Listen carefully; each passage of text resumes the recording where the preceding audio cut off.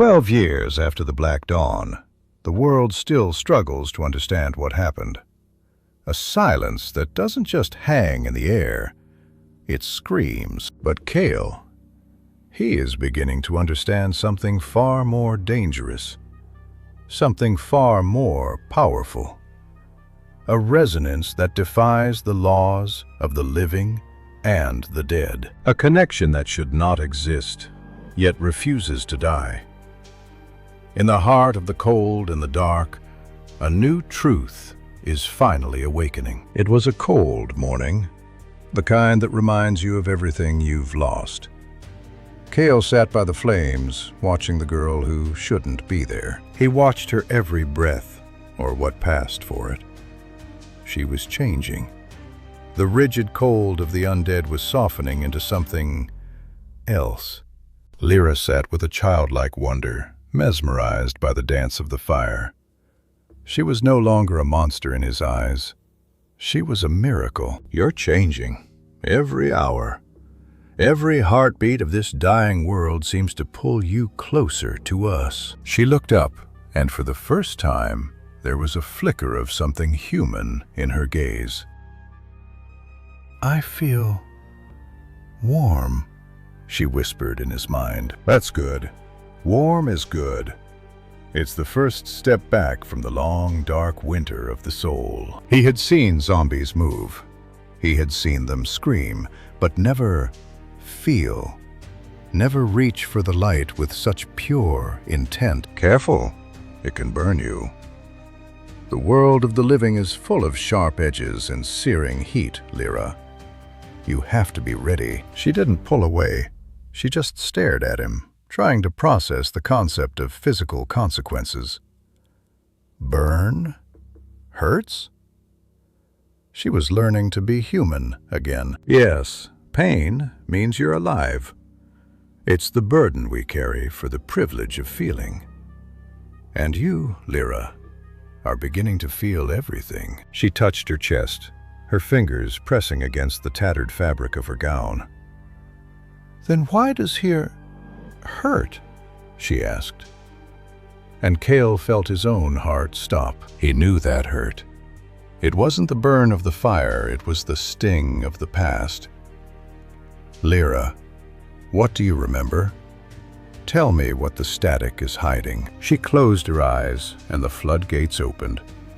She saw a woman laughing, a sound like silver bells in a world that still knew music. She saw a hand holding hers, a grip so steady it felt like an anchor in a stormy sea, a promise made in a time of peace. She saw a kiss, a moment of pure, unadulterated light that the Black Dawn had tried so hard to extinguish. They were not strangers. Then came the scream. The sky bled violet, and the world died in a flash of terrifying light. The separation was a physical wound. She felt herself falling, drowning in a silver tide of nothingness. She felt her soul being torn away, piece by agonizing piece. And then, darkness. A 12-year silence that was only now being broken by the resonance of a boy who refused to forget. She came back with a gasp, her fingers digging into his arm. I saw you, she whispered. And for Kael, the world shifted on its axis. Me? He asked, breathless. Before the world died. It wasn't a guess. It was a soul-deep truth. They were two halves of a whole, reunited in the ruins. He had always felt it. The hole in his memories, the shadow in his heart.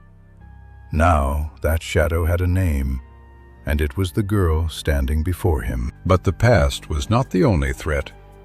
The living were coming for what they didn't understand. The hunters had found them again. There he is, the corpse lover. Their voices were full of a hate that only fear can produce. They saw a monster, not a miracle. Lira flinches at the word, corpse lover. She looks hurt and afraid. Kael stands in front of her. She's dead, boy, and you're next. The logic of the old world was simple. Destroy what you fear. But Kael was done with their logic. Lira didn't hesitate. She stepped into the line of fire, a shield of bone and memory. "I protect you," she whispered in his soul. No! Kael's scream was the final spark. The world slowed to a crawl as the bullets left the barrels, death seeking its mark. Stop. He didn't just command the dead. He commanded the very air around them. The frequency of the world shifted in an instant. The bullets hung in the air like metallic insects, stripped of their power. The hunters stood frozen in their own terror. Kael's true gift was awakening. And then came the army. Thousands of the restless dead, responding to a call they couldn't refuse. They were no longer a horde. They formed a wall, a barrier of flesh and history that no human weapon could pierce. A nation rising to protect its king and queen. Fear took hold of the living. They fled back into the shadows of their own making, leaving the silence to those who truly understood it. The storm had passed, but the world would never be the same. Kael stood amidst his silent army, the weight of his destiny resting heavy. He looked at her, searching for the reason behind her sacrifice. "You jumped in front of me. Why? Why would you risk everything?" "Because when you hurt, I hurt." The logic was simple yet profound. It was the definition of empathy, the very essence of humanity. That's human. The word felt like a prayer on his lips. She wasn't just coming back. She was becoming more than she ever was. "Am I becoming human?" She asked the question with a fragility that broke his heart. She was a bridge crossing back to a world of light. "I don't know, but whatever you're becoming, you're not alone. I am the resonant, and I will be your anchor until the very end." They sat in the quiet, the snow-muffled silence a sanctuary. The air between them was electric, charged with 1,000 unspoken words. "Your face, I remember touching it." Her voice was a telepathic whisper that felt like a warm breeze against his skin, a ghost of a memory. Maybe we knew each other. Maybe we loved each other. He dared to say the word, to speak the impossible truth that bound them. Love feels like this? She was a student of the heart, discovering the colors of an emotion that had been gray for 12 long years. They were on the precipice of a new beginning, a kiss that would bridge the gap between life and death. The world held its breath, but memory is a double-edged sword. If I remember everything, I might remember dying. The realization hit her with the force of a tidal wave. "Then I'll face it with you." Kael didn't flinch. He was ready to walk into the darkness of her death to bring her back into the light of his life. She looked at him, and for a fleeting second the monster was gone. Only Lira remained.